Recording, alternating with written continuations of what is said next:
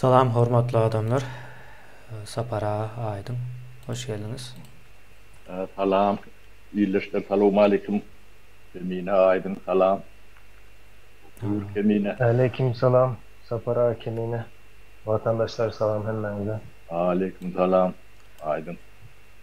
Sapara bugün soru cevap edýäs ýöne ildeşlerimiz üç yança. Bize näme gurrun berersiňiz? Ben gurrun vereyim mesela. Mao. Doğru. Bir 20 minut ýalyk nämämiz wagtymyz bar.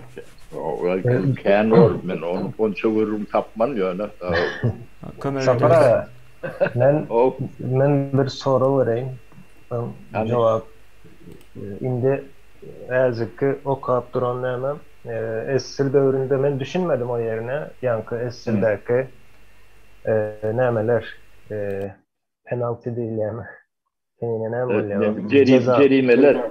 Cerimeler diýip bir näme okaýandy. Suat son. Aha. O yerde Cezalar diýsek has dogry bolar. ya da Ya, cezalar. cezadan da edil şu cerime var eken.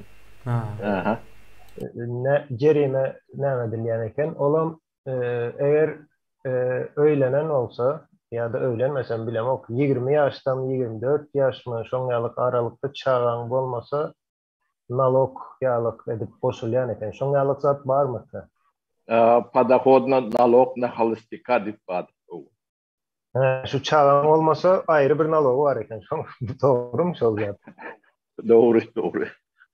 O ne edip üpçin edilýär O ne edip yani? Aydın yani kovlar tel bunu verip demedik görme geçti bitti deyip şeyli pazar ederler yönü nalog na halistika dip bad. Ya olayım näme bolan ola? Yani halastoy bolan oktasa öýlenen soň çağa etmeseler şoňalyk nämes bar diýip. Men şoňa Bu çağrı bolyansa şonnalık düşünmänim için soradım. O ne hemşi sordum. Şu düşünmäligim için soradım. Men okan nämen ýalňyş mı diýende ya da başga bir zat mı? Näle bolup bilýär?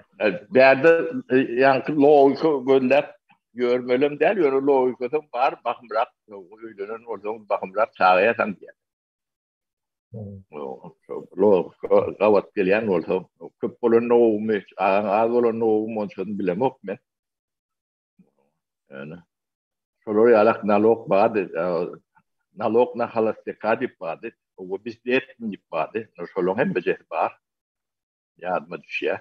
Olary ýygnap näme diýerler habarym ýok. O kıdıklanmadım diýme aydın sen bu Sovet döwrüniň gaty detallaryna giripsiň sorulary berýän. Yok, üç kaşık nämeler çykýar şoňalyk. Käbir zatlaryny hakykatdan mene düşünemem bilemok. Yine şoňa mysal üçin men düşünmedim de. Ýaşara çägem goýupdyrlar. Yani ben internetim bir yak demem ki eşitilen ok biraz emedi. Düşünmedim. Keteliye.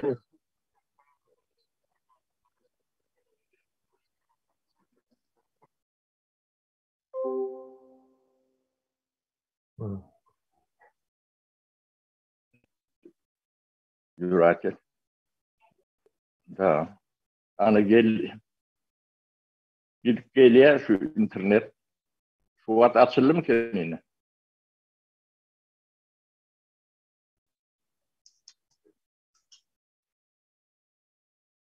Alo.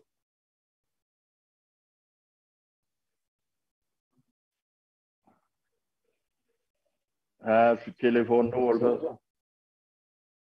Aha. Deme bağdı doğrudan şolary alak deme bağ aydın. O gıdıklanyan oradan gatı boğuş. Yönü şol atlar Doğat Türkmenistan'da da bağdır nalogny ýygnaýarlar. Padahodun nalog ýygnaýarlar da profsaýuz nemesine ýygnaýarlar. Yönü o pullong nirek diýenni o ýygyna berilýär ya da kömegini alýarlarmy o zatlar muamma diýerler de Türkler o zatlar barada. Yani belgi ya informasiýa ýok, halkym bilen ok, döwleti özüm bilen ok eden. Profsoýuz diýip bir edara bar da. Şu adam bar, ýöne näme diýen belli däl. Ol hiç kim hak teşdegi nemeti bilen o işi ýok.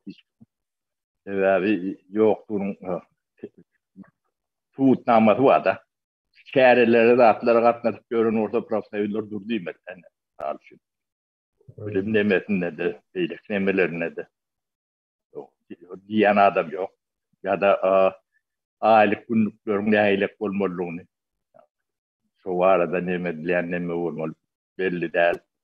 Bunu puluna diýerler, işleýäniň nemesinden şu pullar gidýär. Uznos hökmünde. O da nalog hökmünde gidýän ýerler bar diýerler. Onu hatap berýän adam ýok da. Umman Türkmenistanyň neme ýagdaýynda döwlet gurulşyny döwlet gurulşy tolan daran bu da atlan hemme jehli hakiki cehaletiň eline geçenne. Şoň üçin döwlet statykasy ýok.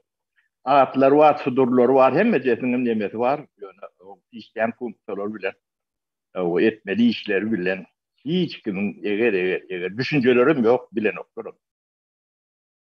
Megalyan demelem, nämen düýüklü iş adamlary bilen Assalamu alaykum barakaty salamlaşyp näme diýär ol.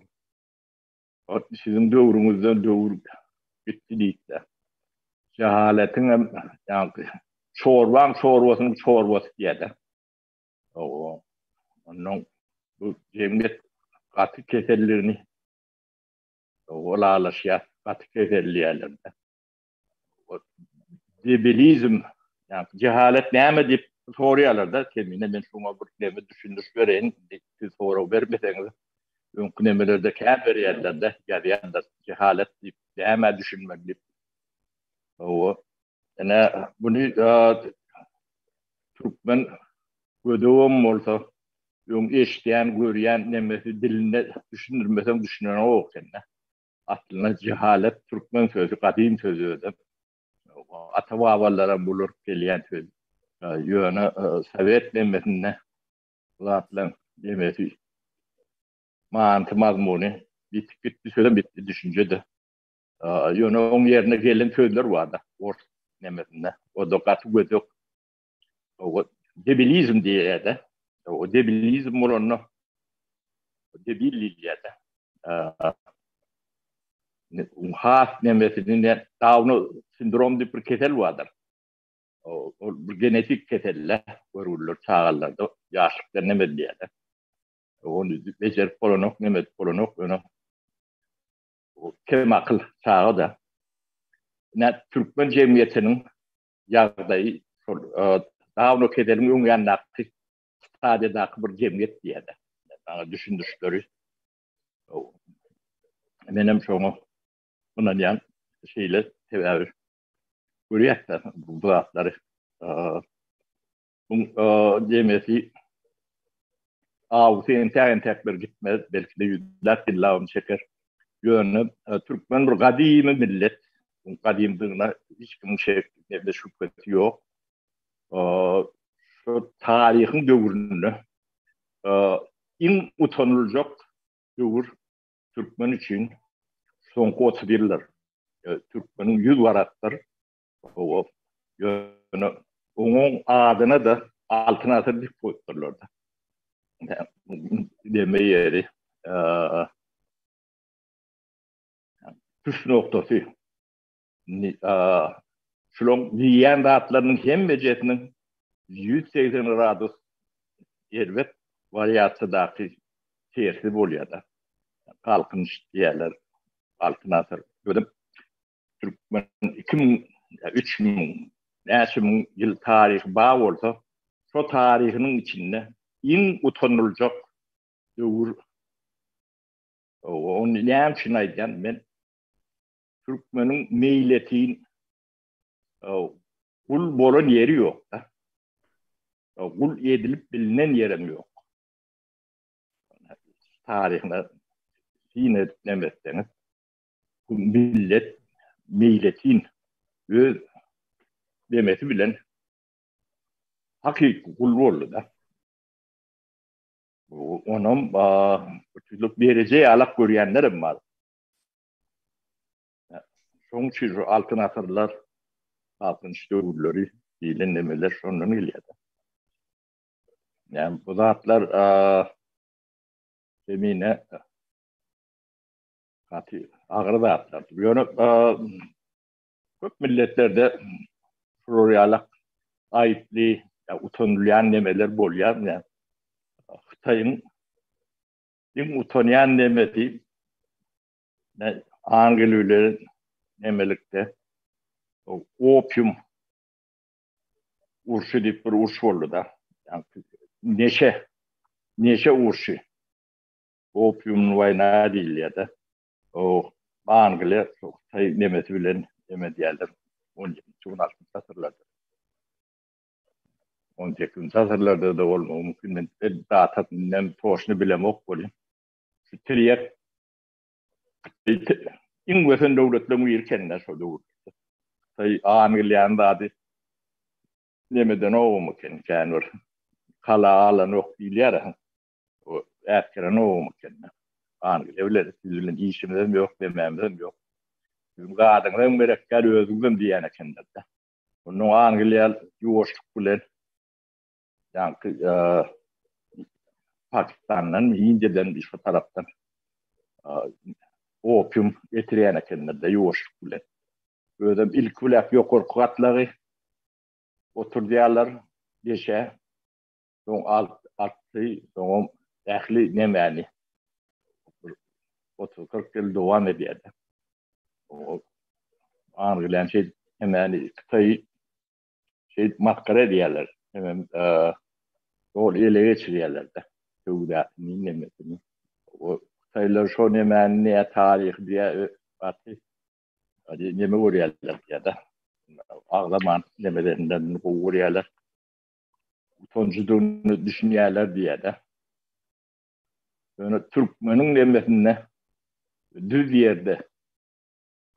ýerde şundalak özüm soň 30 ýyllar ýa-ni edilen zatlar ýa synetýän bolýar. O nadan bolanda da boljak zatlar däl. Nadanyň hiç sady düşünmeýän bilimiň kowudum ýok. Ýöne bu tebiği ýa-ni ellerini derin hata edip gören adam bolanda da biljek zatlar däl. Köýüň ortasyndaky, demi çölüň ortasyndaky köýlü. Taýyklara ýalak suw ýok. Boljagam däl.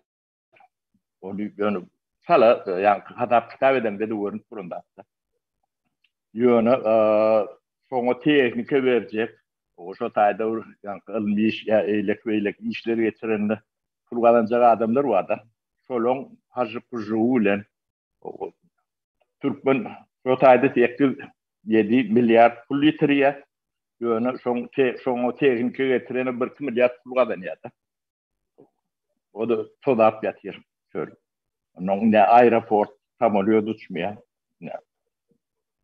Yarım milyar, 3 milyar fakat soňra için belli däl. Şunalap ýa-da agyz suw ýok içmäli yeterli derejede. Etraplaryň ýollaryny bolup kanalizasyonu turup taşlap çykdyrlar da 3-4 ýylla. O taýdan atyk suw bolmagy üçin ilk bilek bir arata suw bolmaly. Onu şu hapatu ýurýançak proses geçmeli. O suw bolman kanalizasiýa geçirip o ýere turup oýnaýarlar. Akmajagyna, ulanmajagyna edýänem milýe, etdirýänem milýe. Şolar ýalak nemeler eden hayır işin aldan 180 gradus tertine ayvada da ateller yurt yapıp ateler 4-5 milyar nemet atel uğrayalım. Ne ya da potro diyor. Alt görmüş potro diyen dadı. O arayında değil ya. Gulum hayır olacak Mehmet derler, yağday derler. Bu katı değildir. Yönü sonu halkın beynini şeyle bir sindiripler oluyor. Yani onları düşündürme de kıyına. O potrodu alacak deyip hala peşkeş verip o dava zincirle uçbal göründürüm var diye. Yani o yer ne ödünün kıyın, yer ödünün kıyın, ne öğünürecek, öğünümü mü ödünün kıyın derdi. Onun kazanacak dağının yoktu. Yolundan görünüp durumda. Yani Sotay'da yırtılan papucunu öden nokta alacak demedi. Yani şunun alak bir yani karşından tereden utanılacak hareketlerin yüzlerce Türkmenistan'da gününü yüzler buldu. Dedim halk çok içinde yaşatıyor. Debilizmin içinde yaşatıyor. Onun düşünün basma bilen oluyor da. Daşna sıkılayanın hem seviyer sol. Terhedi yapanların hem seviyer şu açık geliş gidiş normal neme öğürüldü. Türkmenistan'ın içinde yakaladım var mı? Ödödler ortalayalarda. Seviyer yaşatıp olacak yer değil. İş taraftan yakalağı taraftan kanun taraftan hukuksuzluk taraftan sen nemeğine hukuksuzluğuna ya tağlığına ya da başka bir olup bilecek hadiselere hiçbir kefil yok da hiç kim için.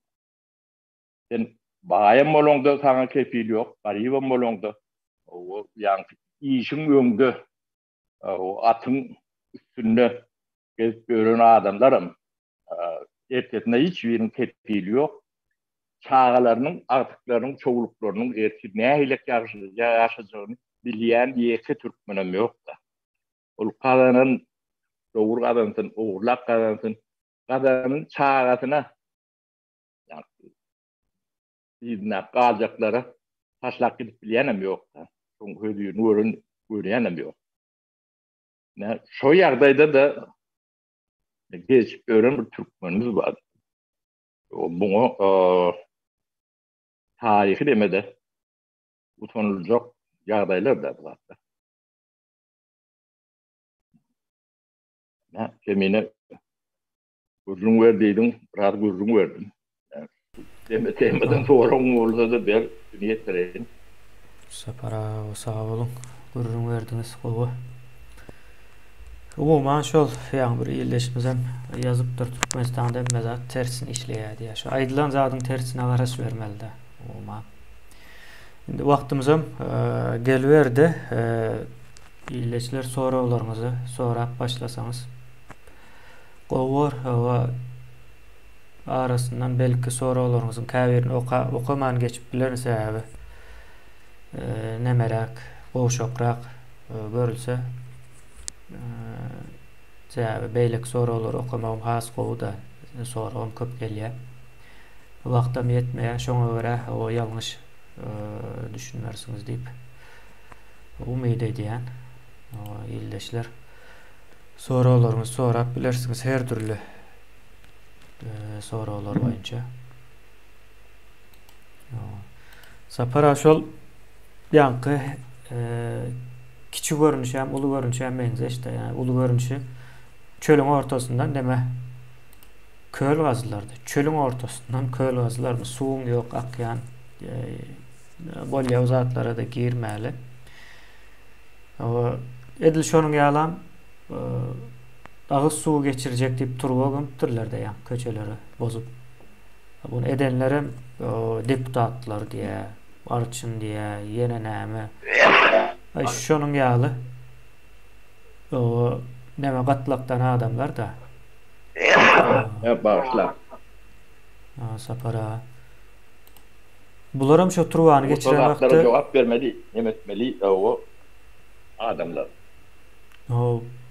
Bularam şo nämäni O turbanı gömen wagtlary bir giden turbanı gömtürdiler. Özem näçe 6-7 milyar bardır diye, 6-7 milyar dollar diýerler.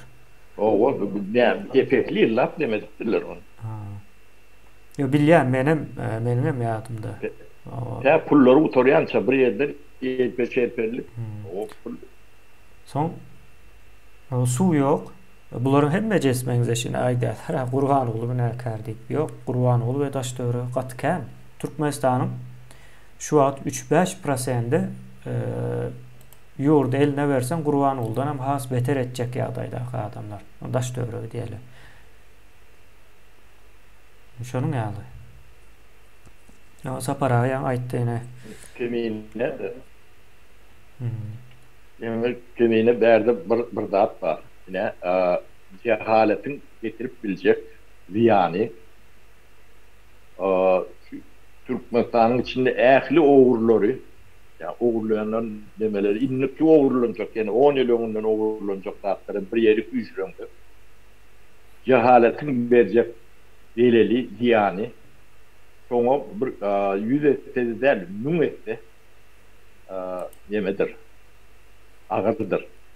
Yani cehalet diyenler sorur yalak vurmuşlar. Yönü Türkmenistan'la cahillik bilen görüşmediler. Oğurluk bilen görüşen yalak ettiler.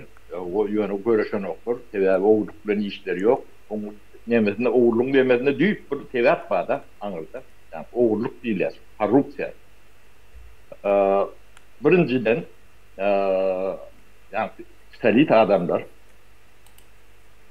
Türkmenin düşüncesi oyuncu yeke ruhan oluyun değil. Türkmen cemiyetinin aydın katlarının diyelim. İntelijensiyetinin o şu iş bilen adamlar mut işlemedir. Yani ne şu aylık günlüklerine seyredip görün. İş edip gören adamlar. Yani tabii salit bilen adamlar aylıklarına. Yani ben zammini istedim. 350 yani 310 bin olur. Yani demeye uğrumdur. Sonunda aylık vardı. 310 benden talep ediyen de atlarım yemedim bu forak burada. O tider o bir önüm nememe geldi. Size 300 olur hizmet edecek. Dünyanın niretinde felis var. Görkedim elini öyle. Parmağını öyle. Yani zampriyetler var da minister zampriyet. Onun aylığı 300 olmasa 400'dü. 500'dü. Sonra oraya alak nemesi var da. Şol aylığı yaşap olayan gödüğünü getirip görün. Siz ilk bile adamları, işletecek adamlarına aylık vermediler. Olur. Yani size mut hizmet etmeliyle yeri yok. O siz vermeseniz olur. Şeyler mi oluyor? Bu köpe mal ya. Hem bu işte, yaşamak için işte yani. Bu gece has köpe mal. Elementarlar. O. Ondan böyle diyen adam yok. Yani 30 yıllar, 5'ten yıl. O. Sen o alyan aileyi ne okulayıp görüyle Çin'i çekiyordu. Çilimini yani bizim köyde yerlerimiz yani bir blok, iki blok taşlak kaybederler. Çilime yetmeliler ben biliyorum. Çilim keş vurdum, ailenin çilimine yeten o. Halen daha da bellidir. Prezident kıvrınlarla. Kimalle yani. O biz şunu düşünüp özümüz 3-4 deste aylık veriyorduk da. O da sorun altından veriyorduk. O vermeli. Yani iş edecek oradan pul vermiyor. Aylık vermiyor. Madem yalak aylık vermiyor. Yönü. Sen beri ne alak oluyan, o da işler ne alak oluyan olur. Yalak işletip olunu var. Yetişsiz alak olur. Onun için biz yürüytü. Hasta da öğrettik. Gözüm. Sonra bağırlar, tapsak oluğum, yüreği düşerdi. Her kuartında bağırlar ki yürüyetirdi. Biz beyleki nemelerin idaralan veriyen pulunun 4 etesini, 5 etesini veriyetirdi. 4 aylık, 3 aylık koloryalık premi verilýärse, ayda kwartalda bunlar. Olmasa işlep bolano, yaşawam bolano. Onu bilmedikleri bolýarlar. O ýokurda koturundy bu datlar öğrenemedim yok. Inni şol ogry diýen adamlaryny gözüňe getirip görüň. Onuň şu hakka adamlar bir ýön deňeşdirip görüň da şol adamlar. Ne men özümü demeýän-de. Men Türkmenistanyň ýerli adamlaryň biri. 30 ýylla bir propaganda bilen karalama emez bilen yapılmayan da yok da. Milyarderim yerler o Türkmenistan'ın 3 yıl halkasını satıp yolundan alıp giden o diğerdiler o yeni bir topu. Şimdi men alıp görün. Onun şu doğru adamlar vardır. Menden de 30 yıllar. O kimi doğru deyip hata ediyen olsa onu uyuşurum hem de cesim bir yerik. Yani deňeşdirip görün. Tamam. Türkmen bu da nasıl geliyor? Men elbetde bilmeyen Türkmen yok. Men tanımasalarım men elbetde bunu bilýärler. Elbette adam. Şu adamlar sebäbi her o aylan yani idare yönet geçirýärlermişin şu adamlar dinlemek. Bürokrat elbette. Türkmenin nemesi mental ne? Yani dağınan beryanlak diyarını oluyor da bulur başka cemiyet, başka diyarını da mı? Süren neyden? Suriyeliler, görün cemiyet vakit getirir. Ve görmeli de adı gözünü dokunup dursa da görün o. Getirler. O yani devlet idaresini işleyen adam bir adam iki adam değil. Mungurç adam. Solağın hem bizim yağda eden ben de şimdi öyle sonra yaşap olmayanını bilmeyenim yok. Yani taşından yerleri gider olmalı. Gittiği şey yediler de. O yani Rusya yola kendi atıl. Başka da sebepler kendir ol. Onun şu bakana bilen var istalitleri yok ettikler da. Şimdi şulun yok eder istalitlerini günlüğü sıralam tap bilmeyen. Bir yalak bir istalitin yetişmesi için 35-45 yıl gerek. Ağzından o da yüzün içinde 5'i 3'ü 10'udur. Hemmekim yetişiyordur ona. Yetiştirecek sana. Yerden çıkan o bu da. Tayin olum doğu.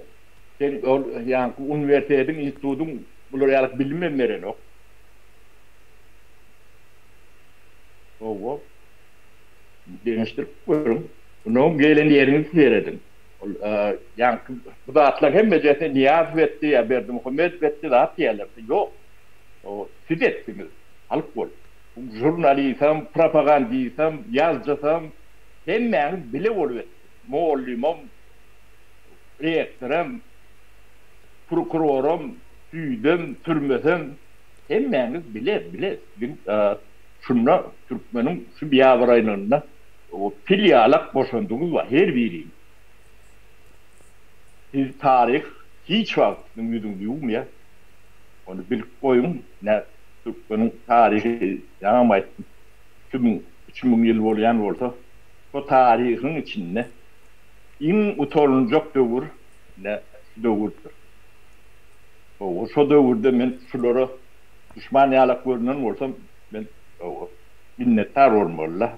Sizin aranızda değerliğime minnettar olmalı. Ben ötü demeyin de şadım değil. Onu yani buyutun yanım, begen yanım bu attı şu Türkmen cemiyetimle adamdan hiç yerine ben vermeyen mi? Ben özüme bir yer neme içerim. Bizim ben gelin o bilgeceğim değil. Siyalar adam olacak oldum. Adam olmayın. Ve bu utançlar. O sefer Çağılanlar. gelecek nesile näme öýtdi diýen. Yalanlar Onun bilen için- şu daýa gelindi sapara yalanlar hemme adam yalan. Onan bilýärlerim yalandygyny. Hatda o bir yalanlar dünýäsi ýalak bir neme boldy da. Türkmenistan. Yani doğru zat aýtmak, yani günah, cenayet. Şo ýagdaýa getirip bilipdirler. O sorulara geçip başlaly. Gysga jogaplarymyz gysga bolsa gowur. Herekete az kaldım deyip soraptır bir ildeşimiz. Hareket edilip ýörýär cemleýici hareket manysynda mı o sorulýan olsa. Bu zatlaryň hepmesi meni iki versiýasyna aýryp bereň. Biri o halkyň bu zata düşünüp o bir ýol almagy, yani cemleýici hareket etme ýa-da o halk etmese de bundan soň üýtgeýär. Gaçar yok bu ýagdaýdan. Şo sebäple bu üýtgäp biler ýöne haýsy has o bähbitli olar diýip sorasaňyz, halkyň o jemleýici hereket etmegi. Biz edip bersek mysal üçin biz diýänimiz o halkyň bir bölegi diýelim. Halkyň bir bölegi etse bunu adalatly bolmaz ýa-da adalatly bolar. O beýlek tarapdan ýa-da pencereden pencereye göre üýtgeýär da adalatyň manysy. Şonuň ýaly hereketi az galdy ýöne.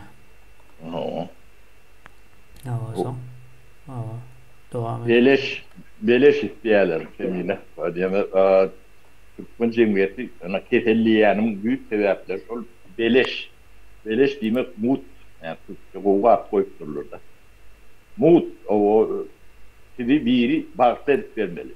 O siz ne daşyň başağına barmagyň goýorsunuz, ne eliniňi goýorsunuz, ne oň aladat ne dersiniz, ne biýligi uşarsaňyz, ne bolky berersiňiz, ne kömek berersiňiz. Böyle biri edende ön hatarda son ködüğünü görmek o size galan şol bu da bir yani Türkmenin en akıllısının edip bilen fikri şu. Mutun nemesi olmaz o biri edip bilen orta ködüğünü solar görür. Bunun sağalan ölçüsüne edilir. Esasında değil mi? Çünkü özümüz için bir hata etmen sizden son kullar için diye. Benim edemde siz fuat kaya üstüne gelip görünür için yeke kundum ama harcatım beden ok. Değen yok. Onu siz münasip değil. Açığa yani. O men goýurum, elbet görüm. Ben sizde tet alacak bolup ya prezident bolacak bolup görün adam derler şoň üçin. O näide adam bolsa, o zatlar men soňy biri sizin güýdüňize aýtmalar. Size bir ýagşylyk etmäge, demetmäge hiç degen ýok. O degeniň netijesi şu ýagdaýa gelir. Ýöne sizden dogjak sağlar üçin emeden dog, soň üçin barmaňdan müýmirledim dog. Oğluňyz bardyr, gyýdyňyz bardyr, agtyňyz bardyr, çoğluňyz bardyr. Şolar üçin ýa bir ýöne bir çöpü agdan solo düşürmeýän bolsaňyz, o siz ýalaga adamlar adam bolmaly. İç gelip görün, keyfinizi verip görün, haýwandyr. O Türkmen ýa millet diýip olur ýalak nemäli. Ulunma da haramdyr. Bunu men gaçy hiç nemet men o Baturiyan olduğum gatiyer dostum. Şu atlan neticesi sizin şu ýagdaýyňyz var. Onu ýazykdan ondan bundan görjek bolup öz müslüm günäni nemetjek bolup görmän. Günä özüňizdedir. Özüň çağalaňyza düşmansyňyz. Çağatna ýamanlyk edýän adamyň o näýlekdigini hayvança da yok da hayvana meden ok neme diýendir hayvan. Şol Türkmenin tarihinde en utanç verecek yer diýenlerden bu sebäplerden şu zatlar pullu bolňyzdy ne poko ýaraýaňyz, pulsuz bolanyňyzda näme ýaraýaňyz? Aydın aýtjak zadyň barmy? Dowam edelim. Ýagda şeýlere akdemide.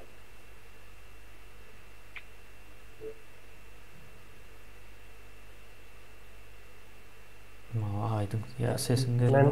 kemine kıskaça yankı hareket bu arada hareket ama tebliğ adaylar diyeyim zorlaymasa hareket etmek için yöne beylik taraftan yeterli muhtarda adam olursa aydınlanma diye tabii zaman aydınlanma Türkmen halkı aydınlanıp biler mi? Yani aydınlanma için kabir şertler gerektir. O şertler olman düşündürenin olan karşı tarafın düşünüp düşünmeme özüne bağlandır zaten. O mecbur edip düşündürüp olmaya yani düşündürüş işinin kıyımçılık tarafı anlamda öyle yani düşündürüp olmaya yani her adam özü için yine Türkmenistan'da yaşasın daşında yaşasın tapağı yok yine ayna seyredin bir yere saparalar. Menine özüm ayna seyreden o atım so yerde bir maymunu görüyen hatta maymunun da bir koyunu görüyen de o koyunun 21 parlament bir zat var. O parlament demek meclis için böyle o parlament sistemi. Parla demek İtalyanca'da parli son olarak olmalı. Gürleşmek demek. Yöne koy söylüyor. Parlament sondan geliyor. Gürleşmek demek. İtalyanca'da ben çok yalı bilen belki bilemek Latinca'da da yalı değil. Yok geçen olsa da Latinca'da. İtalyanca sonralar. İtalyanlar çok yalı. Şu yerden yani. Parla demek, gürleşmek demek, parlamenten çok gürleşilen yer. Yığmak, gürleşmek için yığmak. Türkmen gürleşip bilen o. Benim de bir dilçi değil yani payok diyen bir zat vardır. O ne mi demek? Yine payok veriyormuşum. Payok paylan yani. Payok. Türkmenin goğul yemeklerinden biri mi yani? Yok safara payok hayvana veriliyor. Hayvan yetiştirenler onların yani payoğunu süt veriyenle ayrı yine sıvı zat yetiştiren olsa ya da et için olsa on payoğunu ayrı yazıyorlar. Hakkı var yani. Şunun et olmak için hakkı var. Et olmak için yazıyorlar. Respisanya neçe kilo vermeli, neçe su vermeli. O payok ayrılıyor. Yani adama payok demek. Yani ona beğenip gidip sen payoğun alayan olsan o ne mi demek? Yani koy burada. Gürleş hareket diyenizde. Hareket... Uruşup hemen militlerler 20-30 tane militleri de saklayamışsın. Yani şöyle uruşmadın. Payok. Oraya bunda payok paylayalar. Payok sözün manası mut olmalı birinciden. Payok olan olsun. İkinciden payok deyilen zat ya yankı bir cezalandırılan adama payok verilendir ya da hayvana payok veriliyor.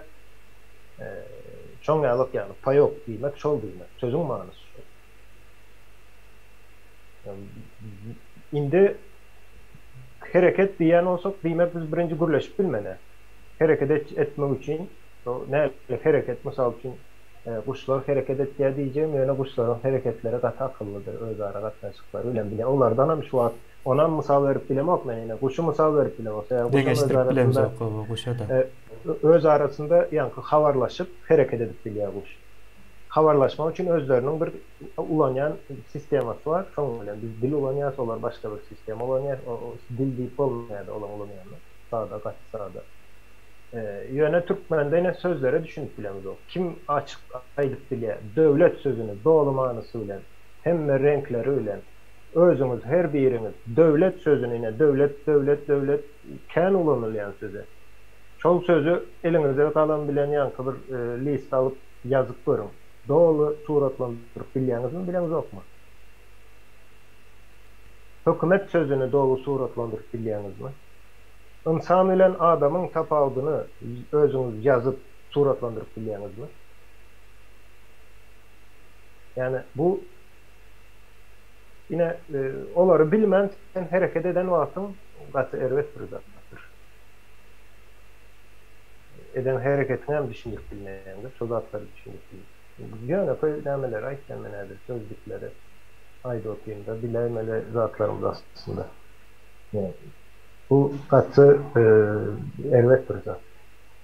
Yöne şertler vardır. Kabir şertler yankı ekstrem şertlerde adamın beyni başka hili işleyendir. Ona siz fikir etmeyin. Ben öz beynimi özüm dolandırıyan değil. Yok. Beyin sizi dolandırıyor. Ondan hiç kimin haberi yok.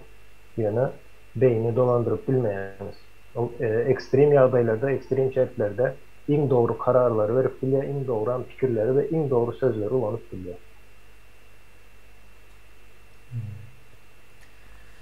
Sağ olun. Devam edelim onda.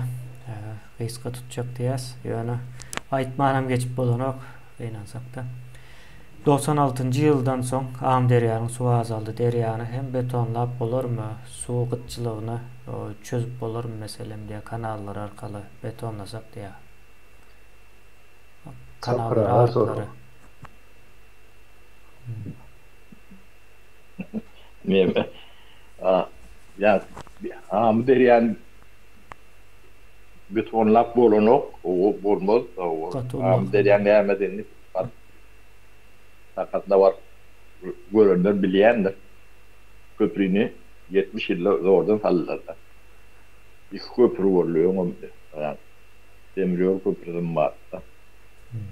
Yok on su am yani betonlanyň bilen su köprüleri yok. O köprüler ya kanalyna ýere yani böyle ben demediyen neler o su gitkisi bolýan neldirken sebäbi o çägen yani am derýärden kanallarny bulanyp guwatýarda.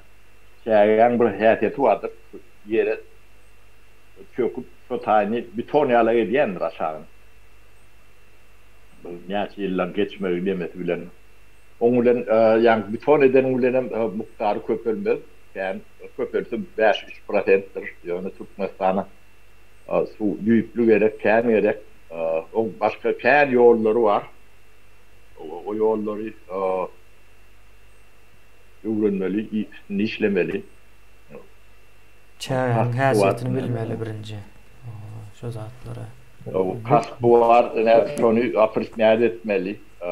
O var, onun o hocalyk strategiýamyzy düýbünden üýtmetmeli. Bular ýalak waşy nemede o hocalyk bilen zat bolýan nädir? O betbarçylykdan başga hiç hady ýokdur. Ne 60-njy ýyldan bäri partek gelýändir Türkmenistan.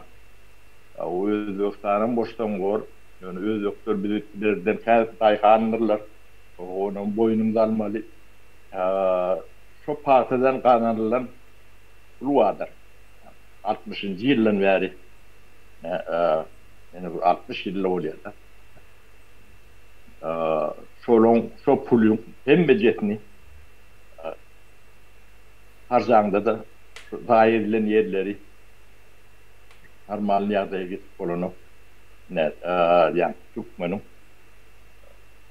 akly ýörüp bilşi bilýän zat şu tebiýatyny, ýurduny, watanyny gowuşy. Ben beje şulatlaryň aşagyny ýatanlar. O suwy Türkmen çygyşytly ulanmadan bilen okdy. O da o demeti şolary ýalak ýagdaý su ýeke Türkmenistanyny däl biziň regionumyzda su demeti problematy gatulur. Şoň üçin ilki suwy çygyşytly ulanmaly öwrenmeliler. Näde öwrenmeliligini o nebeketler okullar hemme demeler o zatlara üns vermeliler. O tam prezidentin neme vardı sapara. Portretini koyup o zatlar neme diýenin o tu näde ulunmalygyny öwreteler gowulmaly. Yo sapara bu zady çözmek gatan sat ýa sapara bilen gyzyklanýas da. Neme hidroponik tip bir sistemi vardır. Hidroponik, agroponik, vertikal ýa bu topor nemeler vardır. Bu zatlar gatansa çözülýändir bizim. O hojalyk nemesinde. Çözüp bolýar, ýani 85-90% çelli suwumuzy tygşytlap bilýäs. Ýani betonlamak has kymmat düşýär-de. Soňra bizim nusgaljak ýurtlarymız var. Ine eger internetten nemetjek, o barlygy işini geçirjek diýseniz. İsrail bilen Awstraliýa bardyr. Şu iki yurdun näme agrokulturasyna seretseniz şu taýdan bir pikir edinip bilersiniz. Türkmenistanda da nähil boljakdyna ýokary aşağı bir pikir edinersiniz.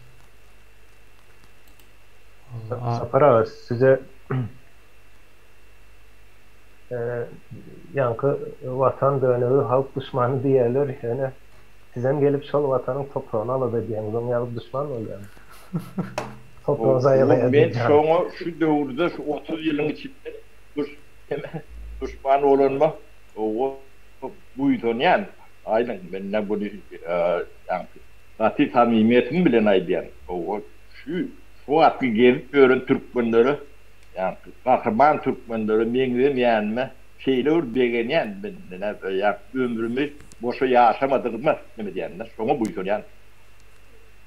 Rus O çölün içine köl çekip tebigatı ayalayanam kahraman değiller.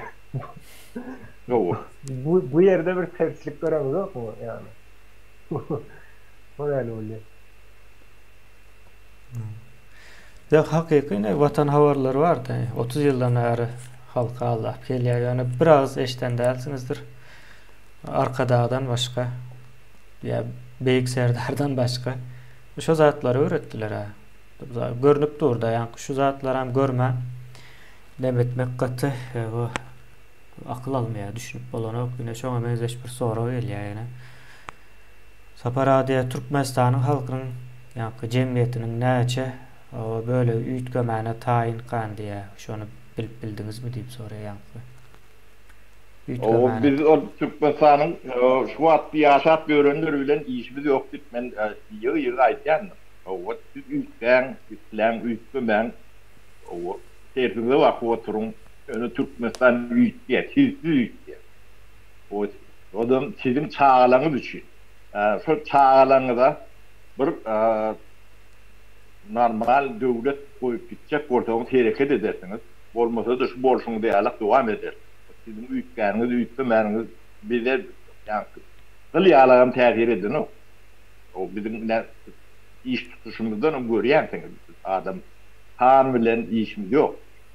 O bizim dinimizden, ırkymyzdan o meselemiz din akıldır. Inancımız şodur. Tamamı şu akıl. Akıl var yerde biz var, şu yok yerde yok. Bolmaz. O bizim tiremizden şu dinimizden hem de adımızdan şu akıl bilgi. Çoğun bilen o yaşamayan adamlar bilene bir işimiz yok. Bir toplar tamamı bahsedecek olup bizim ne derdin? Yani bize kalıptır mı? Sizi zor edip bahsedecek. O kârın eti düşün. Ne etmeli olsa eder. Gerek orada sizi yakmalı olsa da şöyle eti düşün sizi yakar. Üçür. Bu topar muğsuru başımıza yapalım. O elinizde ne kârınız var, ne hüneriniz var, ne edip bilen dağınız var. Bunu yani ağzınıza atıp çiğnet bilen ağzınız var, bokurduğunuz var. Siz bilen kendi işimizde mi yok? Benim ağırdak olan olmamı mümkün ol, benim düşüncem sonundalar. O bizim alıp baran işimizde şeyledir. Bunu siz ağırlan bana deyip açık doğuracak ne yaptı? Böyle hiç örtüsüz düşünmeyen, bilmeyen, o kârsiz, hünersiz gözüm o könük verenden geçen size gözüm yük etsin. Başımda yaparım. O sizin gereğinde bu sefer mağala ot versen, su versen, et veriyor, süt veriyor. Siz ne emediyorsunuz? Gelen geleceğiniz şol. O bir daha adınlar. Gözünüzde ne hilek tereceğinizde tapavı yok. Sevgiye sizin kim dinleri bilyendir.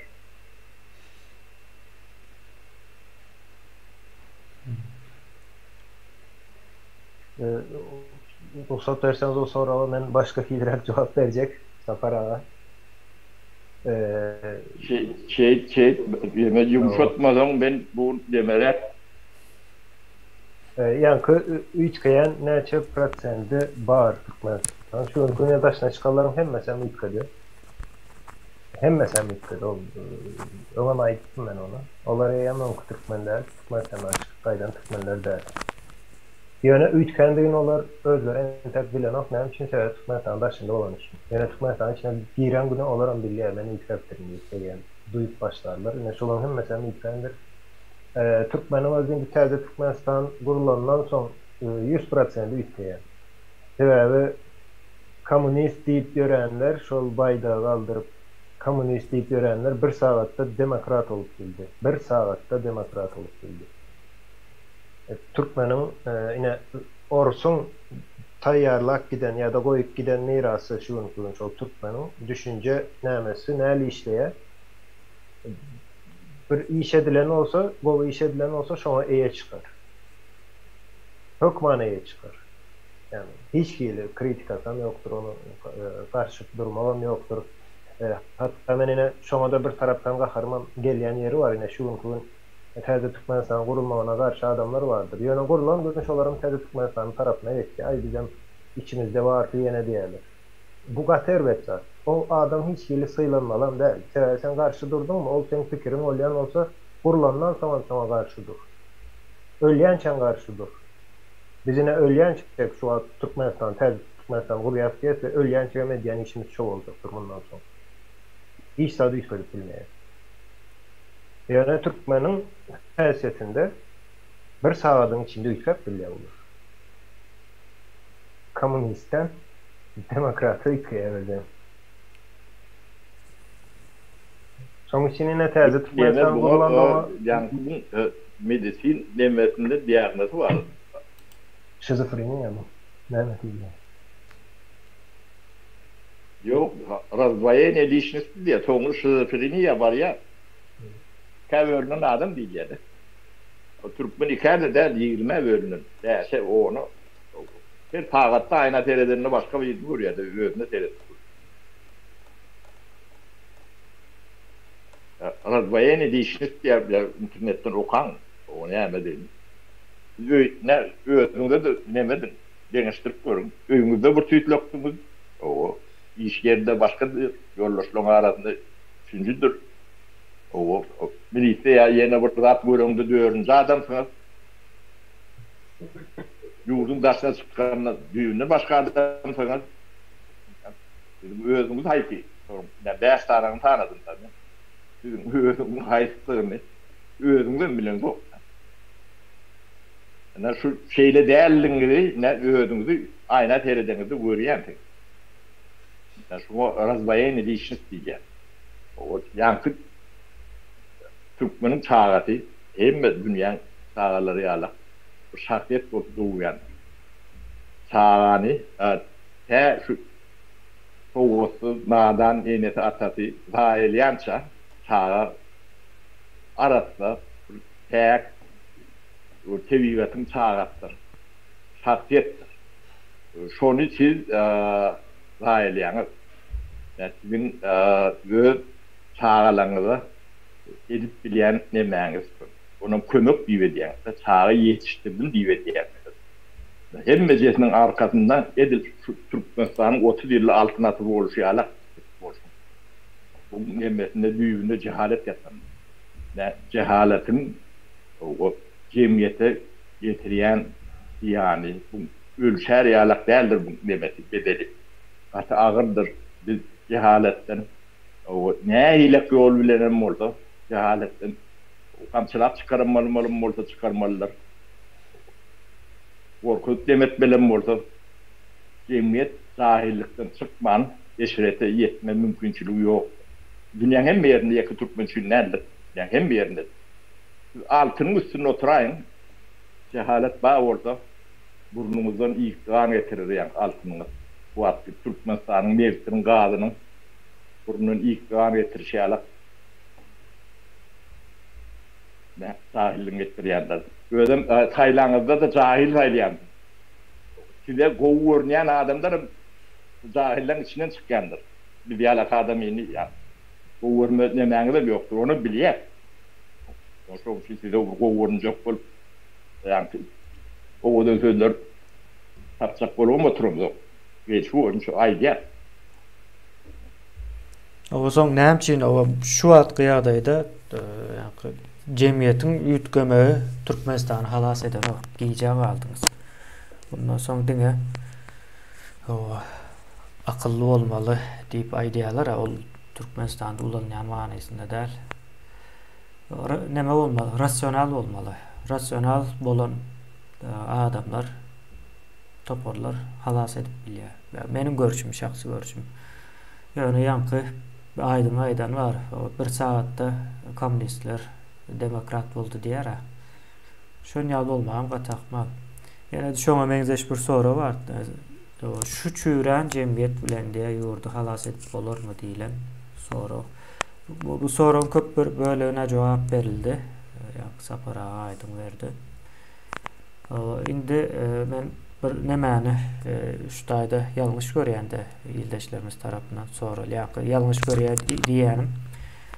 Ýa-ni jemgyýet näme diýip sorasam şu jemgyýet sözü ulanýan ildeşlerimizin köpüsi düşünýän däldir, o dogry. Sebäbi jemgyýet bir ilm nemesinde eýem öwrenilen 18-19 asyrdan bäri öwrenilýär dünýäde. Yani cemiyet deyip geçilecekten has ağır bir zatdır. Şoň üçin o cemiyet bilen halas edip bormy diýilen sonra ýalňyşrak bolýar. Cemiyet sawa näme halas edip bilýär? Bir zat halas edipmi diýilen soralara jogap gözlemeli. Onun ýazaty ýok, cemiyet de o halas edip bilmeýär. Akyl, düşünje, şu akyl we düşünje eýe bolsalar, şol akyl we düşünjenin eýe olan adamlar halas edýär. Oňa jemgyýet diýip bilersmi? Diýip bilers, ýöne diýsek haksızlyk bolar. Diýsek haksızlyk bolarsa, beýlekler näme bolýar onda? Ondan daşyndaky adamlar. Şoňa bir neme bar? Ýa aýtjak bolýanym jemgyýete bagly zat däl we şu wagt hakykatdan Türkmen jemgyýeti özüne bir halas nemesine etmeli işine. Cemiyet halas eder ýalyk derejede däl, birinji nowatda özüne halas etmeli. Ýene biz o eger düşünüp bilen bolsaňyz biz hem cemiyete ýa-ni Saparanyň aýdýan zatlary ağırdır, ýöne hakykatdyr. Yani bir ildeşimiz ýazypdyr da o Sapara diýip bizim içimizde de öň hem de bu rejime garşylyk bardy we ýoşluk bilen şu rejime garşy durmuş sürdürýärdik, emma häzirki ýaly köp däldi diýär, şu wagt has köp diýär. Hemmämizi bir tereze goýmak ýalňyş bolar diýär. O Saparaň aýdany ol şu näme değişildi. Meniki alıp pikir etseňiz diýdi ýa-ni. O hem düşünüpli. Ýa üýtgemeli, üýtgeseňiz bolýar. Bu zatlara düşünen adam bu nämäni öz üstüne almalan däldir, ýalňyş bolar eýäp alýan bolsa da diýmek dol düşünen däldir. Diýip bir näme ýöretjek bu taýda bir pikir. Menim düşünjem ýalňyş bolup biler. Ýok, baýa bolsa çykar. O çykmaýan ýöne ýoronuň maşaýynda ýatan orada ýani garşy bolmandan netijesi ýok. O soňam ýene bir zat bar. Netije gerek. O ýani cemiyet etmelimiken diýip bir düşünje bardy ýa-da bir başga ýer. Eýem cemiyetem başga ýer bolýar ildeşler. Siz ýani dili ýalňyş ulanýaňyz, dil gaty ýani aýdyňam aýdyp geçdi, dil gaty önemli bir zatdyr. Ýalňyş ulansaňyz pikirlenmäňiz, düşünjeleriňiz hem ýalňyş gidýändir. Cemiyet diýilen zat ýokdur. Biz o käbir bolýan hadisalary düşündirmek üçin berilen bir söz, ýani atdyr jemgyýet. Jemgyýeti görköz diýsek şu wagta çelli hiç görköz bilmändir. Hakykatdan şonuň ýaly bir näme bardyr. Ýani şüpheli ýakynlaşmak diýilýär jemgyýet boýunça düşünje. Hakykatdan hem şoldur. Ýani Cemiyete meýän bir başga bir üçüncü şahsiýetde hocam. Cemiyet gelse halas etse diýip bir türkmen oturan ýerinde arzu edýär. Ýöne bir haksızlyk edilen. Öğretmenlerler kemine. Awa. Kemine öğretmenler. Adı näme bolanyny da bir etmeler. Döwlet bor, hökümet bor, cemiyet bor, ýa-da başga aktivist bor, patrivist bor. Şol öğretmenliğe yönüm men etmeliler. Ben düşünýän ýa şolun elbetde de düşünýän bolun ýa men etmeliler. Bana biri edip vermeli.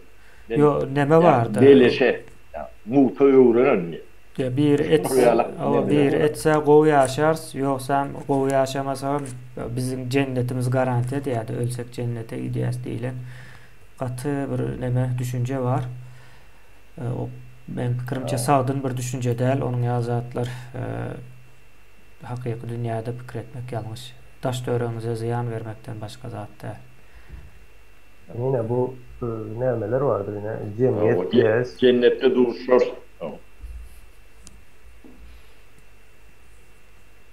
Emine nemeti öştü diyen. Yok. O aydın gürläp durdy häzir. Näme diýerse ýanky cemiyet diýilýär, halk diýilýär, ýene diýilýär, şoňa edip dowam edýär, ýöne şahslary hiç kim soran okdur. Şol şahsa barbal däl, näme bolsa da daşyndan aýlanmady. Ine problema ine şo ýerden gelýändir. Bu tervet zatyr, näme diýilýär? Ýyldan çyksaňam, ýoldan çyksaňam ýyldan çykmam, ýoldan çykyp. Biri o dinden çıksamam ýyldan çykma diýip aýtdy. Ýoldan çykma diýär. Bu diýmek näme diýmek? Onda siz masumluğa garşymy? Yani yoldan çıkıptır abi. Şol döwür öz toplumuna yaşayan başta öğrenerek adamları ya da şol cemiyeti kritik eden adamın bir şahslan değil. İlden çıkıptır da. Indi son cemiyet deyip tutup dursanız, cemiyet tavaşın yalıp cemiyet deyip tutup dursanız masum oluyalı şahslar çıktı mı ya? Ve seyredin Türkmen tarihinde çıktı mı? Potansiyelini çıkacak adamlara mı yol ederler? O çıkmaz diyen yer yok. 2 milyondur toplumda Türkmen'in suratta in olmanda 50 yılda bir sanak son yazık. Edil masumluğun derecesinde belki ondan hem yok olurdu ya da yine Dostoyevskiyalık şahıslar çıktı ya. Gogol vardır. Dostoyevski vardır. Esir geldi. Yankı cemiyet, kolhozlar, kolektivizm görendir. Kişi yoktur o yerde. Näçe sana Dostoyevski'ni öldürendirler. Stalin'in represiyaları. Lenin'in açlık nämesi. Ýöne şonu soran adam boldu mu? Sen ine öldürüp oturýarsyň diýip. Yok, sebäp kim ölýär? Kişi ölýär. Cemiyet ýaşamyk. Cemiyet on adam bolsa da kim ýaşaýp ýaşap gidivermez onda. Haçanda sen cemiyet bilen halk, cemiyet şoň üçin halk düşmany ine. Şol sözler nirden elýär? Ýöne kişine hiç kim soran ok. Bir adamın pikiri hiç kimi gyzyklandyran ok. Türkmenistanyň ýa-da postsovet esirden galan bir näme bu. O betbaçylygyň gaýnagy şol büyüş şo taýdan elýär. Bir adam pikirini aýtja, o pikir ýalňyş diýär. Biz diýe öň diýe ýanky aýdaly galan bilen ýazýardyk diýe. Ol adam gelýär galan bilen ýazmaň ruçka bilen has bolar diýe. Ýöne ýok diýe sen diýe halk düşmanı diýer. Halka nämemişin galan bilen ýazýarmyş, sen ruçka bilen ýazýarsyň. O halk düşmanı bolýar gönä. Sebäp kişiniň pikiri hiç kime gerek däl oňalyk ýerde. Şoň üçin esirden esir näme diýerler bize? Bilim getirdiler. Ilym getirdi diýe, bilim getirdi diýe. Esir sowatly etdiler, kultur ýanky getirdi diýerler esir. Esirin ähli kultury esirden öňküder edilendir. Sanak görüň özüňiz. Dostoyevski esirden öňmü soňmy? Pushkin esirden öňmü soňmy? Öz-özlerine ýok etdiler olar. Esir diýse orus diýip pikir etmeýin. Ben orus bilen garşypdylar olar ýöne orusyň ýanky dünýä ilmine we dünýä literaturasyna boşandyny esirden öň bolandyr hemmesen. Aydın ýanky Pushkinim orus däl, O eleklerin borç değilinde de onun araştırma etmen imkan yani açık görünmeli. Borçların içinde 22 tane respublika vardı. O şolun birden borç değiller. O 22 borçtur. Oň ýaly edem aýtsak bolar, meniň de geografiýa boýunça ýani şol Bir önü ötlerini diye şoň üçin aýdyp bilersiň. Hawa Orus imperiýasynyň territoriýasynda ýaly geografiýasynda şo bölgede ýetişen adamlar olar. Orus imperiýasynda ýanky kollektivizm ýani kommunizm gelmänke o ýerde ýene kişiler bar. Ýöne kommunizm gelen soň näme boldy? Hemme zat halk boldy, birleşiň boldy, azyrlyk boldy. O gaty agyr mesele aýdyň biz bunu aýratyn tema diýip alyp bileriz ýa kollektivlik ýagdaýyna. Birleşler ertir bir hawa çykyş goýmakçy bolýas bizim çaýhanada öz aramyzda. Nemeti biz ýazdyrýas, o kabirnam ekrana berýäs bilýäňiz. Ertir goýas, hökman dinlä. Şonuň nemesini. Soň ýene bir soragy geçeli. Aýdym. Ýene ýa-da aýdyp beren zatlaryň boýunça da jogap beripdiler muňa. Meniň bir jogap bermek isleýän sorawlarymdan biri. O näme üçin Kyrgyzstan, Ermenistan halky zabastowka edip ýurduny üýtgedip bildi diýär. Ýa-ni bildi diýilen sözüne men goşulamak ýöne galan zatlary düşünip berjek. Emma Belarus üýtgedip bilmedi sizin pikiriňiz diýär. Aslında ikisi ýa-ni üçüsi hem üýtgedip bilen ok. Näme diýerler? Şol bir çukuryň içinde durlar entegem çıkan oklar bir hareket edilen ýalak boldy. Üçüsi hem üýtgen ok. Sebäbi düşünceleri yok. Yani post-sovet döwrüne bilen oklar birinciden. Birinciden post-sovet döwrüni bilmesen hiç zadyna üýtgemeýär. Bular o näme zady üýtgetjek boldular? Lukashenkany aýyrjak boldular. Ýa-da Kyrgyzstan aýyrda. O Ermenistan aýyrdy. Üýtgen zat bolmady üçüsinde de. Üýtgen hiç adam yok. Nawa. Näme üçin üýtgemeýär? Sebäbi bular ideologiýasy ýalňyş, maksatlary ýok. Ýa-ni maksat diňe o bir prezident aýyrmak ýöne ýa-ni aýdyň döwlet sözü diýdi, ýa-ni döwlet sözü ýalňyş diýdi. O döwlet sözü elden ele geçýän neme ýalak bir zat da lolu ýalak bir zat hakykatdan manysy şoldur ýerleşler ýa-ni döwletli bolmak ýene näme gowzap kandy pikir edýäňiz döwlet o döwletmek ýa-ni dawil diýip bir söz bar, arapça sözdür bu. O dawletmek ýa-ni bu elden beýlek ele geçmek diýmek manysyny berýär. O nähil bolup aýdyp berýän men bunu. O bu ýyl pelança han geldi. O eskerler bilen bundan soň hökümet o döwlet men diýip elan etdi. 2 ýyldan soň başga bir han geldi. O onu ýykdy, ýok etdi. Indi men diýip aýtdy. Soň o Çingiz han geldi. O ýykdy bütün dünýäniň nemesi men diýdi. Ondan soň o Timur geldi. Şonuň ýaly gidýär. Döwlet bunuň ýaly bolmaly däl. Bu gaty ýalňyş bir zat. Jemgyýeti zaýalayan bir zatdyr. O hanlar gowy ýaşaýandyr. 3 ýyl, 5 ýyl. Ýöne jemgyýeti zaýalaýar. Her bir hanyň gelmegi jemgyýeti belki 100 ýyl iza alyp gidýändir.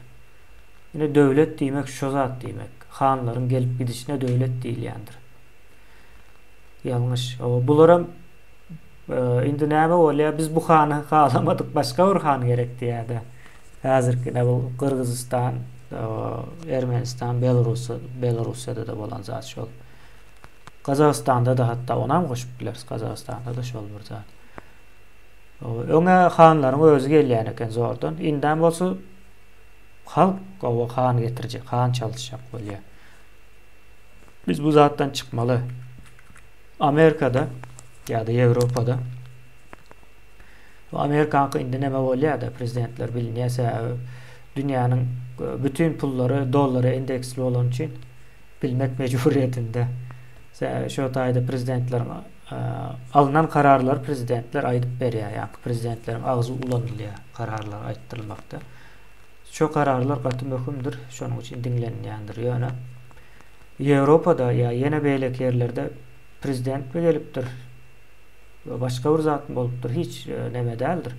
Yine Güney Orta Koreýa, Japonya bu yerlerde dowamly o taýda da prezidentler, premier ministerler çalışýar. Yani habarınız var mı? Kim bolupdur, kim gelipdir, kim gidipdir?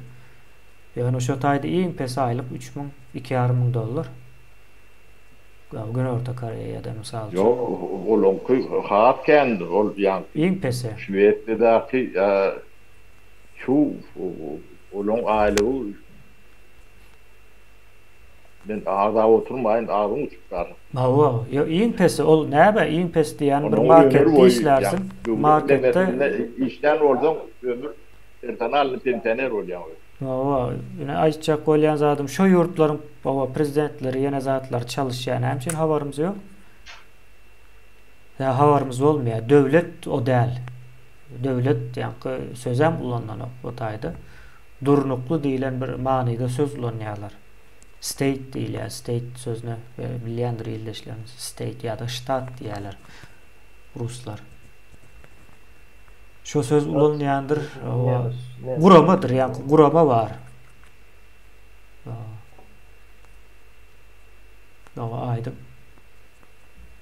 Ştat nemisden sözü olmalı yanlış. Owa ýa-ni sevilen tegelende aýdym nemeler şey diýip ulanýardy meselem store diýerse store diýerler ýa-da school diýip aýdýar ruslar şol nemelerden alýardy. Nemislerden alýar. Tam nemisden gaty söz geçendir orus diline, orus dilini bilýänler, orusça da gatken nemisden sözü vardır. Germanlar sözü diýer. Şonuň ýaly ýa-da ýerleşler ýa-ni Zavostovka meselesi ol kiçi möçberli bir zatdyr. Kiçi möçberli. Bir samys problema bardyr. Şu problemany çözmek üçin o halk köçe çykar. Ýa-ni talapdyr bu. Ýöne Türkmenistanda bir protest hiç zat çözenok şu wagt. Ýurt döwleti üýtgetmeli. Biz täzeden gurmaly. Başga alajymyz ýok bundan soň. Yani hemme pikiriňizi, hemme düşünjäňizi şoňa göre dogurlamaly. Ýerleşler biz bütün dönüklere, gelmişeklere hemmesinden o nemesini vermeli, cezasyny başgaça üýtgemeýär buyurdy. Şoň ýaly ilki döwleti gurup o işläp duran döwletde siz dabatda okup etdiňizden mor, protest etdiňizden mor, ne o taýda ol edip bolýar. Ýöne gurulmadyk döwletde protest edip. Hawa yo işleýän döwletde edilýär protest. Bu mehanizma bar demede bu. Hiç bir mehanizmi ýok. Hawa.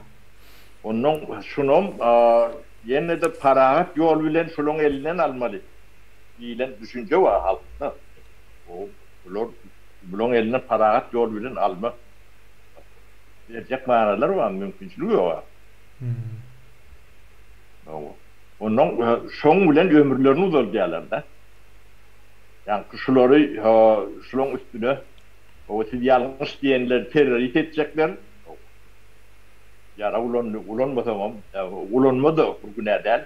Ular üçin nähilek ýara ulanmady. Hemme je sowap bolmaly.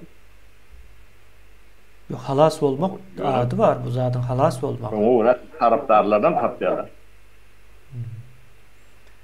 Şoň ýaly başgaça halat bolup bilen ol. Ol ne bizim ben bizim İran yeri yani son günemen Tellana. O nowatdak sonra geçeýin mi ýa barmy aýtjakdaňyz?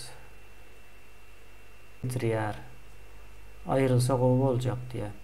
Ýene biz ýerli hökümet diýip aýdyp gelýäsde. Näçe neme wagtdan bäri. O ýerli hökümetlere iller, ilçeler ve illerden ibaret boljak. Yani Türkmenistanda, yani täze Türkmenistanda propiska diýilen zat sözem bolmaz ol ýa-ni şu sistema edip bilsek eger şuna men gözümde sistema däl diň ady bar böwet olmaktan başga bir nemesi ýok. Onun yerine il göç edaralary diýilen ýalak bir sistema gelir. İller arası göç. Yani aytta yerli hökümetler il ve ilçelerden ibaret. İl ve ilçelerin hemmecesi bilelikde Türkmenistan'a emele getiriyor deyip gözünüze getirip bilersiniz. Düşünüklü dilde. O şu illerin arasında göçmek yaşamak için il göç edaraları olur ve şoların sisteması arkalı göç edilir. Olar nähil olur men diýene kaynama öýlen aýdyp beren. Ya bir kireyne öý tutarsınız, yani söz doğru ulanan olsa, ýa-da bir öý satyn alarsınız, ýa-da okamana gidersiniz şol şehere ya ile ilçe tapaw diyor. Şo daýa baran wagtyňyz diňe o öý kireyne tutduğunuza değişli neme bar bolýar elinizde. Awa kaizy. Şo zatlary ulanmagyňyz yeterlikli, hatda doğulu nemede de bolup biler bu e-devletde, yani online usulda özüňe büýtük edip bilýän bolmaly. Gataň satlaşacak, o islan adam islan ýerine göçüp biljek. O sistemany propiskada men esirim, näme üçin propiska ýalap bir düşünje bilen işlendiğini bilýän, näme üçin edenlerini o işi ýene häzir Türkmenistan garaşsız olanda sen täze Türkmenistan'ın vatandaşı propiska ol senin probleman däl ýa-da vatandaşyň problemasy däl propiska. Sen doğulan günüň eýen Türkmenistan'ın vatandaşı diýip öwran edilýär, ol tebii sen hakyňdyr her bir vatandaş.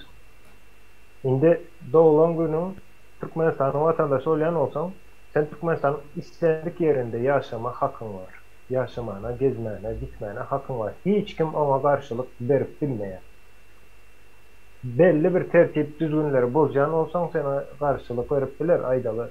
Yankı şu neyme değil ama öyünden yankı ten sövdası alıp bir zat ediyen olsan şu yerdeki yankı il meclisi eden işini suud eder ve seni gerek olsa ilden çıkarar, taşarıp başka ile gittiler. Yani ben İslam okuyar ilimde. Meclis diye bunu bir adam çıkıp etmeyen. Şu yerinin halkı diye sana.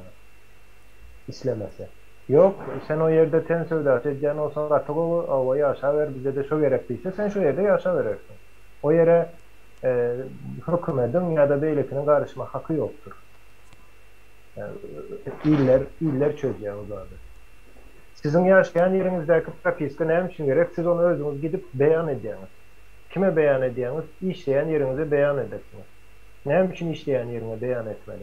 Birden öýüňe sen işten bir zat uğratjak bolsalar poçta da işlejekdir täze Türkmenistanda.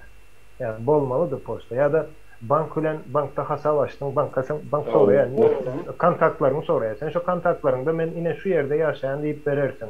Ýalňyş adres bersen, bank sana bir konvertde bir bildiriş uğratmak işler ya da yine bir zat uğradan vakti yanlış gider. Olam sana ziyandır. Banka hiç geli ziyan yoksa bank yankı bildiriş uğradan vakti aydalı kredi hasabını tölemesen şun yalıp cezası olacaktır deyip bir bildiriş uğratacak olsa elbette telefonuna da uğradıklar, mail adresine öyüme de uğradır. O kanunçuluk neyli çözse onu. Şimdi öyünün adresini yanlış versen yaşayan yerini banka ziyan yok ama bank yine bana şu adresi görkezdim, ben sana bildirişi uğrattım. Yöne sen onu aldın mı almadın, ben problemim değil. Bankın etmeli işi var. Yani protokolda näme diýen olsa, o özlerinin işleyişi yankı şablonları değil. Günne sağladı öyle sana uğratýarlar. Sen onu kabul etmedik olsan, adres yanlış veren olsan, jogapkärçilik sendedir. Yöne o propiskan yok, o işe girip bilen o propiska yine 10 ýyllyk düşünje ýalňyşsa bolmalydyr, gerek de. Sen doğulan günüň eýen propiskan Türkmenistan. O beýle ki adresini görkezmek üçin ol istendik yere sen özün adresini yine şu yerde yaşayan deyip bilersin. Yanlış versen sana ziyandır. O beýleke ziyanı yok onun. Yani men görýän edil şoň ýalyrak onun elbette resmi tarapyndan işleri var. Resmi tarapyndan olmalı. Deme aşla normal koyulun şu sisteme oturdulan yer var da gurgun edeyim bolun hem de bu var. Yani sizin yaşayan yerinizin bir yerlerde kayıtlı yani belgeli bolması sen üçünden bu o sen durmuşun üçünden bu hem de yani işin üçünden bu bank üçünden belli üçünden o opsiyon bağlı danlı var da sen yani adamların hem becersin familyası borçluyalak personel numuru verdi yani. Bu şu numur demeden de sen yaşayan yerin o telefon numarın o e-mail adresin o da atlan hem becersin üyörün yer yani.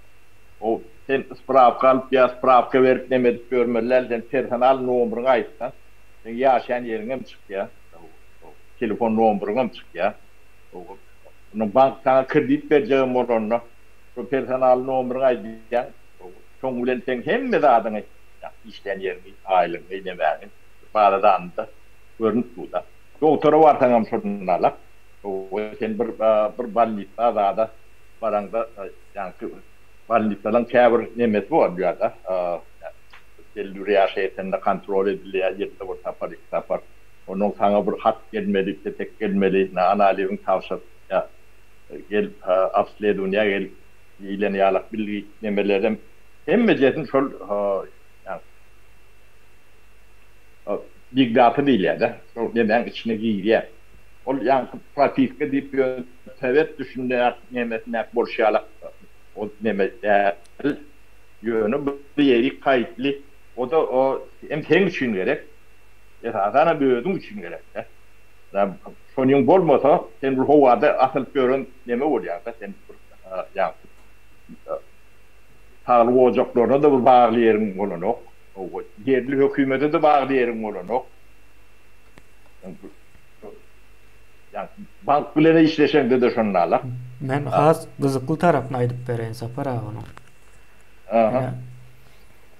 Yerli hükümetler yankı il dolandırış merkezleri dip aydayın ya da şolar seni çağıracak gel bizde yaşa deyip siz zordan göçürüp getirecekler gel o mende şun gal iş var sen bizde yaşa yani o şun gal bir dövür gelecek de Türkmenistan'da hazır şu an şehirlerin arasında dansatlık bilen gidip bolanok da yani şu dövrü hava biz getirip biliyaz bizim düşünen dememiz yol yani ildeşlik duygusunu getiriyaz nesip olsa hemmeğize yani onun yanında yurttaşlık duygusu var yani biz vatandaş diyese biz de o yurttaş olmalı yine aydın bilen biz bu zatları köp fikirleniyiz vatandaşlar değil yurttaşlar yani kanuni adı yurttaş olacaktır son ildeşlik o nemesi olacaktır yani olan kanun derecede olacaktır ve bunların ikisi öz oluşlu duygu döretecektir adamlarda son Türkmenistan taşlar hiç kim içeriğinde düğün çayhanada ben bir soru verdim onun soruya cevap verdiler ben yerli kuruluşlara geçmeli olsa halkın tediri neyle var onu halk kabul eder mi deyip soruya soru verdi onun bir yaşı fikrini ayttı mene dedi gözüme getirip bilemok dedi evet dedi şolar dedi bir uyuşumlar şunlarla paylav edecek ne edecek diyeceğim fotoğraf varmadılar diye de o anda şeydi şunlarla o sebebi yani bu ovaları büyüldüğünde yani düşünen okullar yani öz hocaluğun tem bir küçüğüm Taşta vurun deknemelerin tem kuluyum getağım ondan durağıyım o şotayın iyiyetem siz ödünüz başka bir değil o yönü Türkmenin düşüncesi son iyiyeti başka bir o ödüler değil sebebi yani iyiyetçilik duygusu büyüğünden yani 130 yılda öldürülen o milletimizde onun terzini dörtçek olsa onu vakit almalı onu dörtçek o gözüm şu tayip neçe ken adam göçüp gelhe, o herde iş nemeleri açıldı. Hem de küçüğün kovda. Ne Şveç'te işlerini kamunun ve pakipaları vardır. Bu taylarda yürüytü nemeler vardır. Reklamlı paketler, yalak paketler vardır. Ne bize işe gelseniz şunlarla şertleriniz var. O koşulları yalak şertleri biliyat eder neme önümçülük aşağı. O turizm şeyle böyle dip adamları öğülerine neme diyorlar. Öğülerine çekerler. Türkmenistan'ı tersine okuyacak oluyorlar. Katakan çok iyi derler. Evet abi, yani edenli bilimli, ilimli, ve adam kendi oldu. Yani işe uyur adam kendi oldu. İşte öğrenimçilikten eliyor. O millikte ol paranmaktan eliyor. No. Öğrenimçiliği demetmek için bunu kurnamalı, onu şert görür. Yani yerli hükümetler öne şu düşünce getirecek oluyor. Yani yerli hükümet, yurdun iyisi, sizden şunu öğüdünüz, duyuyor ya, yardaya getirmek sebebi. Yer sizinki, tohum sizinki, şu taydaki ehli yerin altı üstü adamlarına sizin adamlarınız, sizin yemeğiniz. Öğüdünüzde bolayan yönetimi, öğüdünüz seçmeli. Ne şunu ne dersen alıp bilecek gelekinde de intak kemine. Şu düşünce yetin yok burada. Gelen meriyet, tohum meriyet, hem meriyet oluyor, bize gerek geldi. Şeyde oluyor da. Neticede. Ne, o size ne yapıp kömür verip oluyor? Zilen sonra orta çıkıyor da. Yani şu durmuştan çıkmak için de deniyalık bir neme var da. Ortada bir bariyer var. Bunu aşma için buna da vakit gerek. Yani şu yerli hükümetin gerektiğine düşünmemiz için epeyli vakit gerek olan olsa şu köyünüden gelen bagajı ondan kaplanmak için vakit gerek. Ben düşünüp bilmedim mi? Bunu bizim cemiyetimiz Türkmen cemiyeti köp daha tayinel sebebi şu post-sovet sindromun nemesinin içine entek yüzüyor da. Onun yani nemes bilen o ayağını oport bilen o düşünce nemesindedir şunlarla.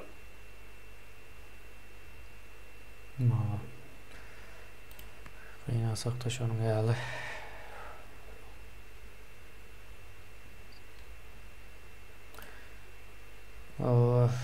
Yani bir soru var.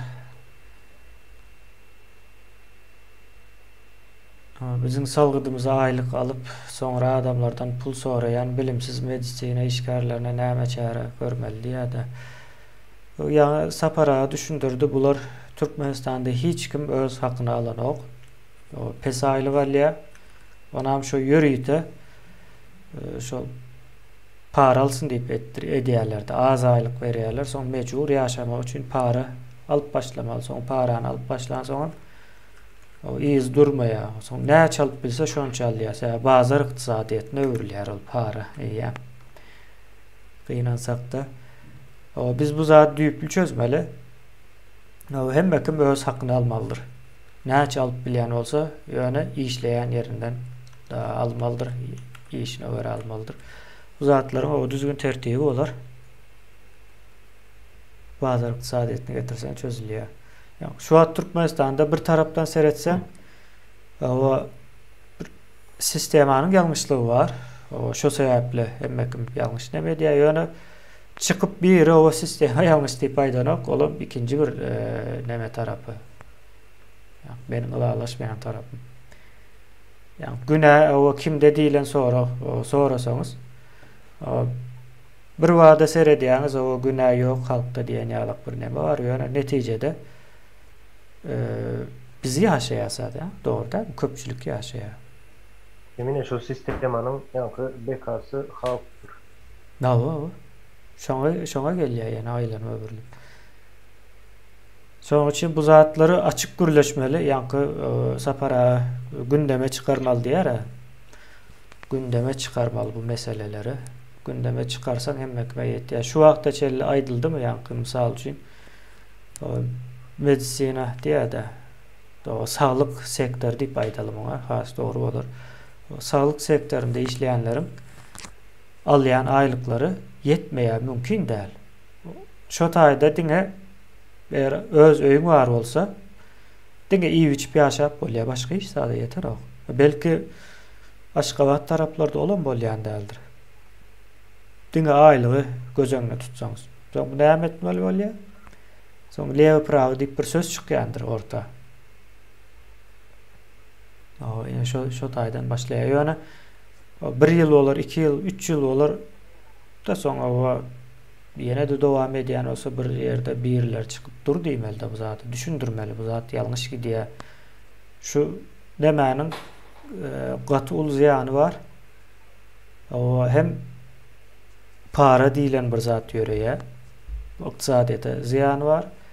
Hem sağlık sektöründe hil düşüyor. Hem hil düşüyor. Biz şu zatları kemiğine bu nemesi var, başka bir sebebi var. Bu zattan hiçbiri 100% devletin eline olmalı derler. Devletin eline, ya devlet eğitimindeki yönümçülük dünyanın hiçbir yerine de o işleyenlerdir. O yönü hususi sektörde şonu talap olmadık yerdayında o da hükman bolmalı diyen bir yerdaylarım oluyor da şolur yalak sektörler ya da şolur yalak sektörlerin bu böyle yani devletin ya yerli yönetimin eline bol bilir. O da yani bağlar saadetinin şertleri bilen beyleklensinden üyük koşuk bolmaz yalak yani adaletli rekabet değil ya da adaletli konkurensi bolmadı yalak şertleri önüne tutup ediliyor da o da bağlar saadetine yani bağların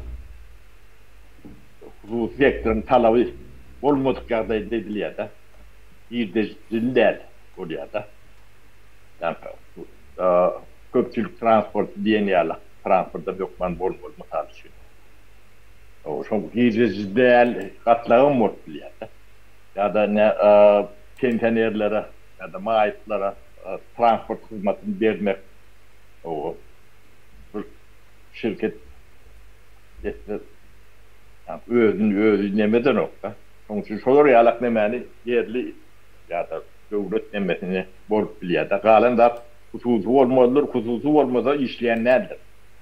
Yani efektif işleyenlerdir. Tabii sayınlıkarlar güçler. O sol esası nemesi odur. Onun başka bir nemesi var.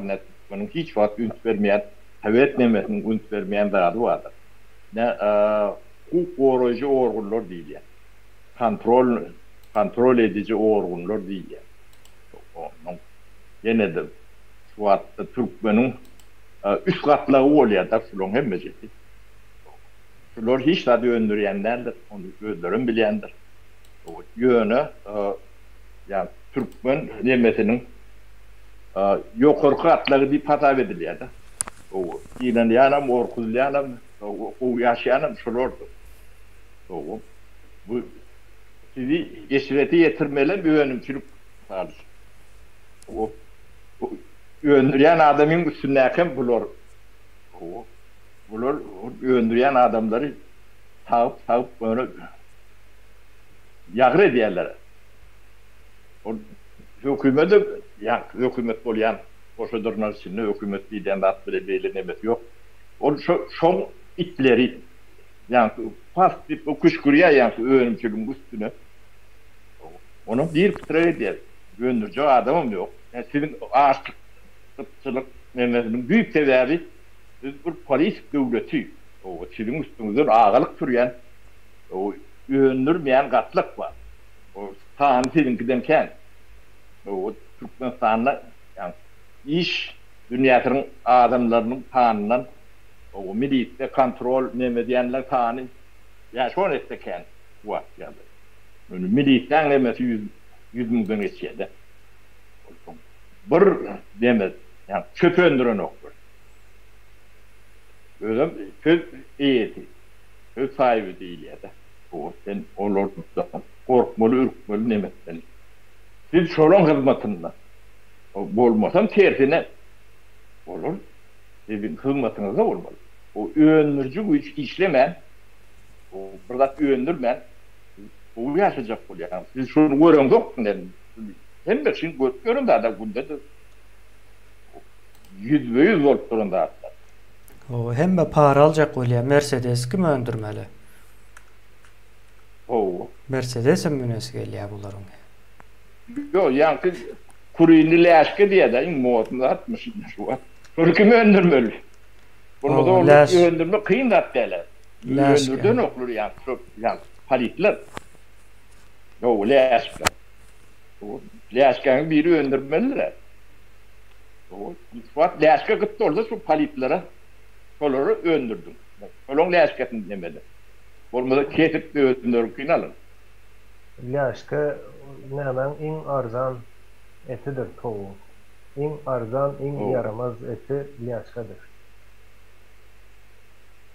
Yo Türkmenistan'da towu et öndürmen bir hiç bir nemesi yok onun. Alıp özüm öndürýär. Şoňa ýöne azar bermeseň bolýar bir özüm. Deyip edip taşlaýar yumurtkaňam, ляшkaňam, etiňem, tüýdüňem, göğüňem. Yani bu çarwa millette bu da atlan problemi bolýan ýeri ýok. Ýöne şu nadanlar şonu edip bilirler de. 30 ýyllar. Olmasa ne daha şowdur. Hem bir Türkmenistan'ın iň kıyın nowurlaryna çörek berlerdir. Daha şowdur. Özüm açlyk ýylları ähli Türkmenistan götürün daha şowdur. Kerwendi ahal tarapyny, mar tarapyny daha şowdan neme diýen ekender. Wat ağaç näet bolýar. O şonu etmek üçin şeýle bir nadan bolmaly. Bolýan. Dağımdan beri ýany bolmasa onu edip bunu nokta etjek diýip sebäbi. Hal bol. Öndüp görünmez. Bunu yok ettiler. Ne ona bettirýäniň güýp demesi şu üstünde berdim homer diýär. Yok. Men polis, men prokuror, men näme diýenler. Olur. Olum ya ýöňli böwüt bolýanlar şol. O ýa ýokurka da şolur, şo gerek de halk sebäp gorkup saklaýar. Şoň pat diýerler bolýar. Türkmenistan'ın cemiyet kuruluşunun demesi akılları yarattılar. O sapara cemle versem bor. Epesli wagtdan boldy. Bolýar. Şunu kämir sorawam ýok. Aýdyň başga aýtjak zadyň bar bolsa. Yok, mene aýtjaklarym ýok. O ýyldaşlaryna her 6-njy gün sorawlaryňyza jogap berýäs.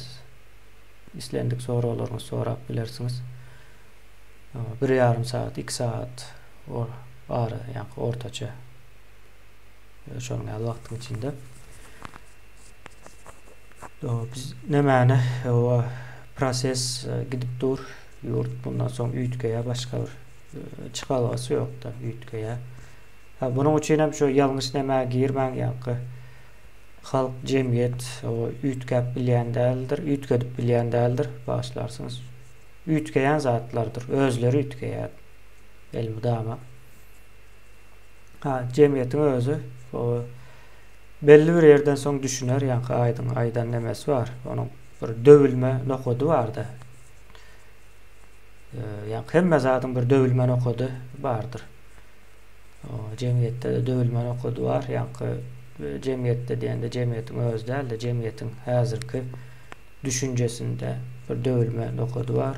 O döwülýär, ondan soň o täzesine eýe bolýar. Olam ýa-ni aýdyň aýdýar 1 saatda ýa-ni kommunistler, demokrat nädip bolan bolsa, edil şonuň ýaly bolýandyr. Bunuň adyny has takyp goýsak, uçgun şeklinde görersiňiz. Bir uçgun çykar.